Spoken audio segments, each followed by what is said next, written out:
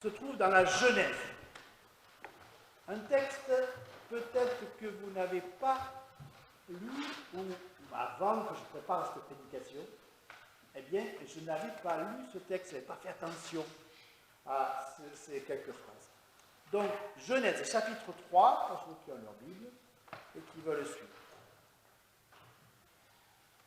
Donc, ce texte se situe donc après la chute, c'est-à-dire la désobéissance d'Adam et Ève, qui ont mangé le fruit défendu.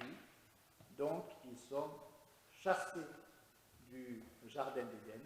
Et que fait l'Éternel Dieu? Donc, Adam donna à sa femme le nom d'Ève, car elle a été la mère de tous les vivants. Et l'Éternel Dieu fit à Adam et à sa femme des habits de peau de bête, et il les en revêtit. Donc, Genèse 3, versets 20 à 21.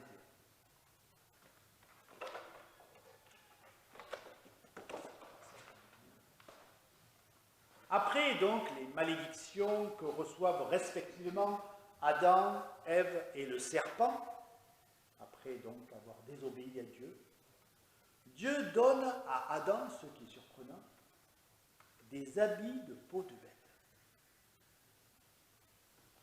Dieu, au travers de la Bible et dans notre vie en particulier, nous étonne toujours. Et dans les circonstances les plus tragiques que nous pouvons traverser, l'Éternel aime et accompagne les êtres humains qu'il a créés. On le voit au travers de l'histoire d'Israël dans l'Ancien Testament. Ils ne font que adorer les dieux étrangers. Et souvent, ils abandonnent Dieu. Mais Dieu reste le même, hier, aujourd'hui, éternellement, et il reste fidèle. Et il réactive l'alliance avec son peuple.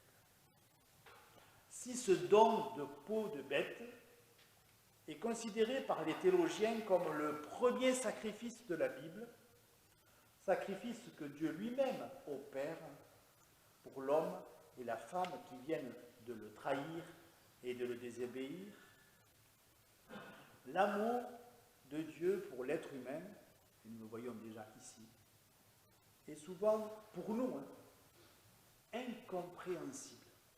Pourquoi Dieu m'aime? Pourquoi il aime celui-là ou celui-ci qui ont fait du mal? Cet amour est souvent insaisissable. Et si on y réfléchit bien, on voit que cet amour, il est éternel, il est sans retour. Dieu donne, Dieu aime. Donc, avant même de les chasser du jardin d'Éden, Dieu montre à l'homme sa sollicitude envers lui. Et lui annonce par l'entremise de ce sacrifice, annonce déjà le sacrifice du Christ qui aura lieu bien des siècles après. Et ce sacrifice du Christ est déjà annoncé là. Le plan de Dieu ne change pas malgré nos infidélités, malgré l'adoration d'autres dieux dans l'histoire des hommes. Le Dieu rédempteur, celui qui rachète, le Dieu de grâce, celui qui donne sa grâce même si nous ne la méritons pas. Vous savez, Dietrich Bonhoeffer, un théologien allemand, disait « La grâce, elle est gratuite, mais elle n'est pas bon marché. » Parce que Jésus, lui, il a payé de sa vie. Le Dieu rédempteur, le Dieu de grâce, apporte donc une nouvelle fois la preuve, si on en avait besoin ce matin, de son plan de salut pour le monde.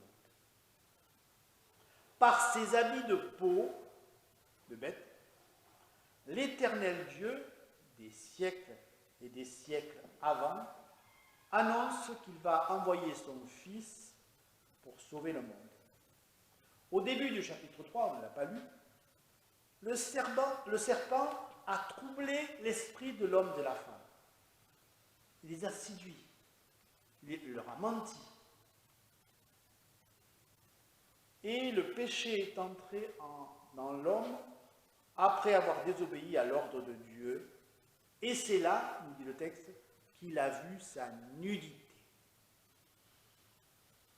Le péché, donc, a perverti l'esprit de l'homme.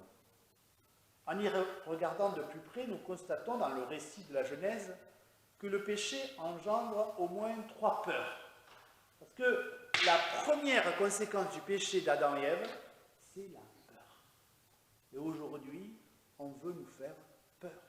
Vous le voyez dans les circonstances, les informations, on veut nous faire peur. L'Ukraine, attention, la guerre, le Covid, on veut nous faire peur. Et que nous dit Dieu aujourd'hui? Que nous dit Jésus? N'ayez pas peur.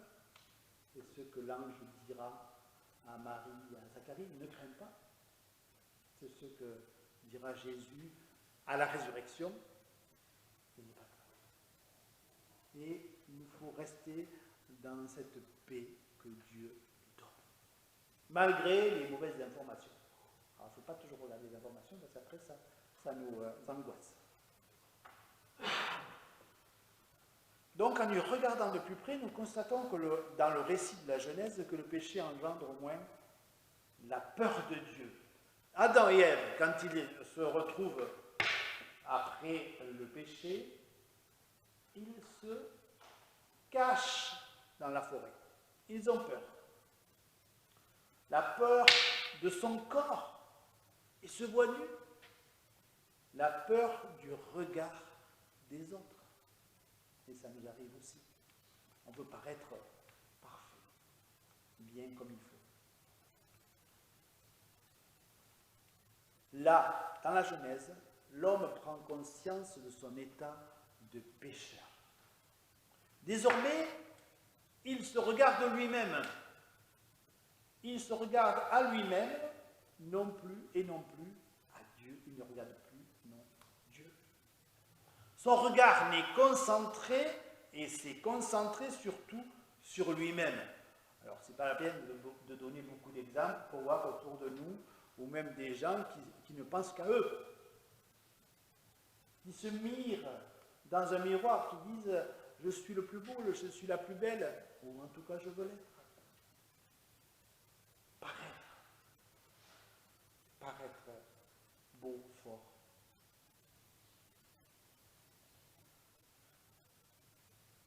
C'est le cas encore aujourd'hui, et cela n'a pas beaucoup changé. L'homme, la femme, pense souvent et d'abord à lui. Donc, par ses habits, faits de peau de bête, Dieu couvre la nudité d'Adam et Ève, nudité qu'ils ont découvert après avoir mangé le fruit défendu. La nudité honteuse, qui est donc la conséquence de la faute de l'homme. Mais nous le voyons dès le début de la Bible, et nous le verrons tout au long de l'histoire d'Israël. Et aujourd'hui encore, Dieu n'abandonne pas ses créatures à la honte. Dieu couvre le péché et sa misère, et par ce premier sacrifice, par ses habits de peau de bête, Dieu démontre sa bienveillance dès le début de l'humanité. Et pourquoi il ne le ferait pas encore aujourd'hui? Sa grâce. On annonce déjà à tous les débuts de culte, nous avons que la grâce. Pourquoi? C'est une habitude? Non. C'est pour indiquer l'amour de Dieu pour nous. C'est pour indiquer que cette grâce-là, elle nous est donnée gratuitement. Elle nous est donnée parce que Dieu a donné son Fils pour qu'il soit un sacrifice mort pour nous. Donc Dieu prend soin du couple du jardin d'Éden comme un père pourvoit aux besoins de ses enfants. Alors ceux qui ont des enfants, des petits-enfants, quand ils font des études et qu'ils partent loin, il faut un appartement, il faut de l'argent un petit peu pour qu'ils se nourrissent, le frais des études, etc., etc. Nous-mêmes, on le fait pour nos enfants, on le fait pour nos petits-enfants.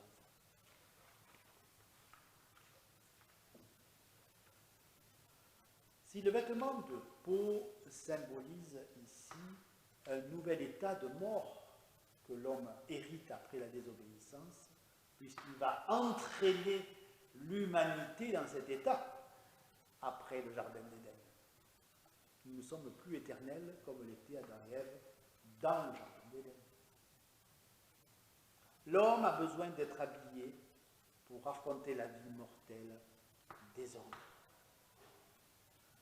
La vie de l'homme a un début et aura une fin sur terre à cause de sa désobéissance qui va entraîner donc l'humanité dans cet état. Dans le jardin d'Éden, l'homme et la femme étaient nus et n'en avaient pas honte. Hors du jardin d'Éden, l'homme et la femme portent la conséquence de leur péché, donc cette peau de bête. C'est donc le péché qui rend maintenant le vêtement nécessaire pour atténuer la domination que le corps a pris sur l'esprit de l'homme. La gestion de la terre que Dieu avait demandé à l'homme. Multipliez-vous, mais gérez la terre, protégez-la, gardez-la. Que la gestion de la terre, donc, que Dieu avait confiée à Adam, a donc échoué, et cette peau en est aussi la marque visible. Alors, je ne vous parlerai pas d'écologie ce matin, mais quand même, quand on voit toute cette pollution, tous ces dégâts qu'il y a par les eaux qui sont polluées, par la terre aussi, eh bien, nous sommes appelés à gérer cette terre comme Dieu veut. Les vêtements de peau au cours de l'histoire d'Israël ont des proportions énigmatiques. Rebecca, la femme d'Isaac, est la mère d'Ésaü et de Jacob. Vous savez, vous connaissez le plat de lentilles. Hein, l'histoire du plat de lentilles que Jacob a pris à son frère pour avoir la bénédiction. Et qui donne à Jacob, qui est le cadet, les habits d'Ésaü pour que Jacob ait la bénédiction de son père. Donc elle lui donne des peaux de bête pour qu'il ressemble à Ésaü, qui apparemment avait beaucoup de poils par rapport à Jacob. Genèse 27, 15, il est dit « Rebecca prit les vêtements d'Ésaü, son fils aîné, les plus beaux qui se trouvaient dans la maison, et les fit mettre à Jacob, son fils cadet. » Parce qu'elle préférait son fils cadet à son fils aîné. Vous savez que l'héritage du fils aîné, à l'époque, et même quand on voit le fils prodigue dans le Nouveau Testament, c'est 2/3 de la fortune du père. Donc c'est pas rien. Mais Rebecca, elle veut la bénédiction pour Jacob. Et elle fait un petit, même gros mensonge, et Jacob aussi, par rapport à son vieux père, Isaac, qui était malvoyant. Jean le Baptiste, dans le Nouveau Testament, on trouve ce personnage un petit peu particulier. Il ne mangeait que de sauterelles, dans le désert, hein, un peu. Il apparaît dans le désert, lui aussi, vêtu de peau de bête. Hein, si vous lisez le texte, quel rapport y a-t-il entre Genèse et le début de l'Évangile? Jean le Baptiste avait un vêtement de poil de chameau et une ceinture de cuir autour des reins, et il se nourrissait de sauterelles de miel sauvage. Un personnage un peu particulier. Enfin, quand même, qui avait une prédication qui gênait un petit peu les autorités. Jean le Baptiste est aussi vêtu de peau de bête. Ça nous étonne, parce qu'à l'époque, il y avait quand même des habits, il aurait pu s'habiller normalement. Il nous ramène ainsi, ce Jean-Baptiste, au jardin d'Éden. Par sa prédication sur la repentance, est l'annonce de la venue du royaume de Dieu.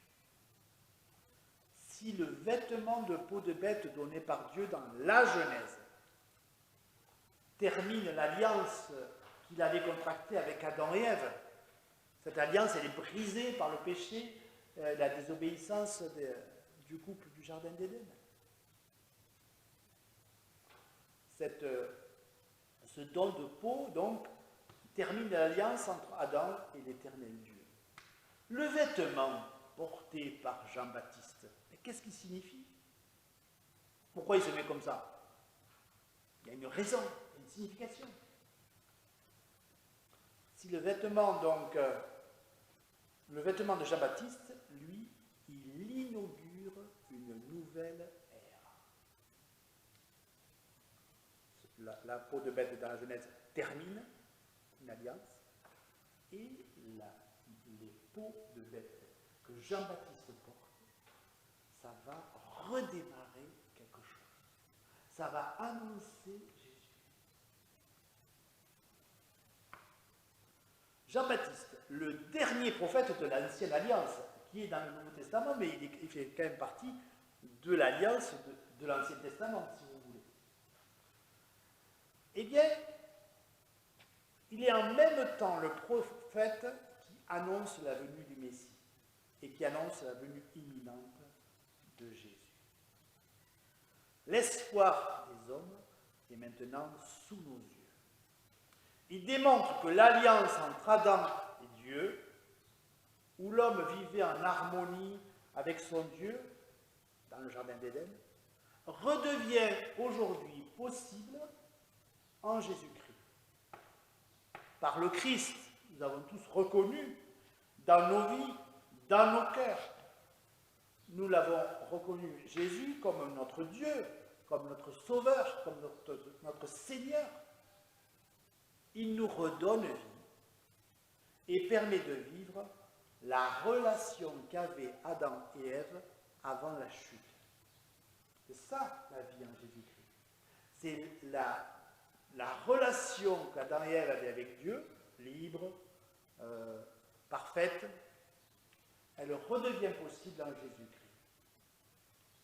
Et nous savons, nous protestants, qui n'avons pas d'intermédiaire, je ne suis pas prêtre, c'est-à-dire je ne suis pas l'intermédiaire entre Dieu et les hommes. Les protestants peuvent prier Dieu là où ils veulent, dans le lieu qu'ils veulent. Mais le seul intermédiaire entre Dieu et les hommes, c'est le Christ.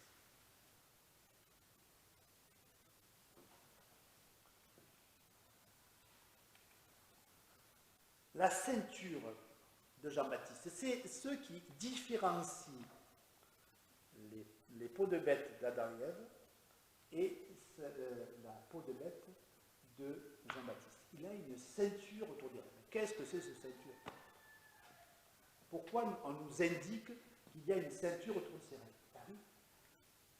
Parce que l'apôtre Paul, dans ses lettres, et on va le voir dans Éphésiens 6, verset 14, il nous dit qu'est-ce que c'est la ceinture?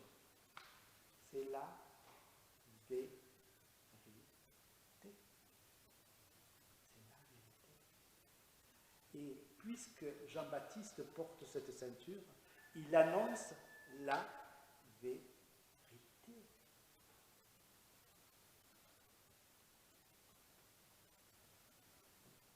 La ceinture de Jean-Baptiste incarne la vérité, expression reprise dans Éphésiens 6, verset 14, quand il parle des armes de Dieu.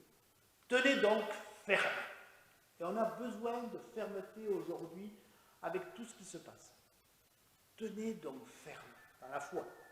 Ayez à vos reins la vérité pour ceinture.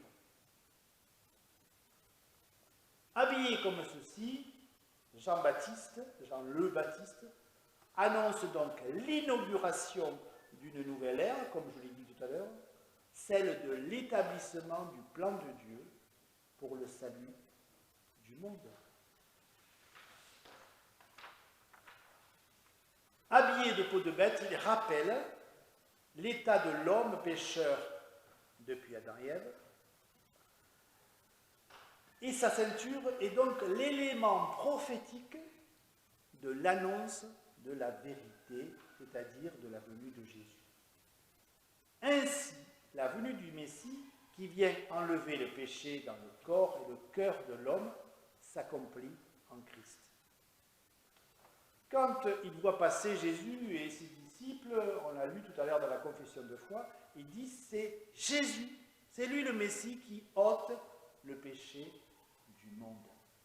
Alors pour vous rappeler cette expression, il y avait une publicité à l'époque qui disait persil anti-redéposition. Je ne sais pas si vous vous rappelez, c'était l'image, on prenait le sale, on le louvait, donc il n'y était plus. Voilà.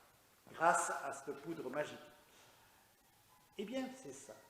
Jésus ôte le péché du monde. Ça veut dire qu'il l'enlève lui-même par son sacrifice. Et quand Jésus ôte le péché, il n'y est plus. Il est oublié, pardonné. Les peaux de bêtes du paradis et celles de Jean-Baptiste sont donc des objets prophétiques qui incarnent le sacrifice de Jésus et l'annonce du plan de Dieu pour le salut du monde. Le retour au jardin d'Éden avant la chute passe désormais et obligatoirement par le sacrifice de Jésus et le sang versé à la croix. Dans l'Apocalypse, que nous lisons, ça nous fait peur, cette machin, cette bête, et à 19, verset 13, il est dit, il était, le Messie, qui revient, il était revêtu d'un vêtement teint de sang, son nom était « Et la parole de Dieu ». Ce qui nous ramène à Jean chapitre 1, verset 14. Et la parole a été faite chair, et elle a habité parmi nous, pleine de grâce et de vérité, et nous avons contemplé sa gloire, une gloire comme la gloire du Fils unique venu du Père. Le psaume 102 aussi, dans le verset 26 et 27, il est dit « Tu as anciennement fondé la terre, et les cieux sont l'ouvrage de tes mains. Ils périront, mais tu subsisteras. Ils s'useront comme un vêtement, mais tu les changeras comme un habit, et ils seront changés. » Nous le croyons. Nous croyons que le dépouillement de cet habit symbolise le péché et ne peut être enlevé que par Jésus-Christ. Lui, comme pour le fils prodigue, vous vous rappelez, qui revient chez son père, quasiment nu, en guenilles, les habits déchirés et surtout sans chaussures, et revêtu d'un nouvel habit par le Père, une nouvelle robe. Il hérite du Père, c'est le Père qui le donne. Celui que Jésus offre à celui ou celle qui place en lui son refuge, qui place en Jésus sa confiance et permet à Jésus d'habiter dans notre vie pour l'éternité. Jésus sur la croix est quasiment nu, lui aussi. On lui a enlevé ses vêtements et on lui a même partagé, les soldats ont partagé ses vêtements. Souvenez-vous. Et c'est le psaume 22, verset 19, qui prophétise sur les vêtements du Messie. Il se partage mes vêtements. Il tire au sort ma tunique. Et donc c'est à travers du corps de Jésus, cloué, transpercé sur la croix, que nous sommes sauvés, nous le savons. Jésus, en se dénudant sur la croix, prend notre place de pécheurs, nous qui sommes couverts de peau de bête et aujourd'hui d'habits. Jésus meurt volontairement pour moi, pour nous, en se faisant médiateur entre Dieu et les hommes. Par sa mort, nous avons donc la vie, cette vie nouvelle accompagnée du pardon et de la grâce de Dieu et du don du Saint-Esprit. En nous accordant tout cela, Dieu prouve, si nous en avons besoin aujourd'hui, son amour éternel et permanent pour nous, ici et maintenant.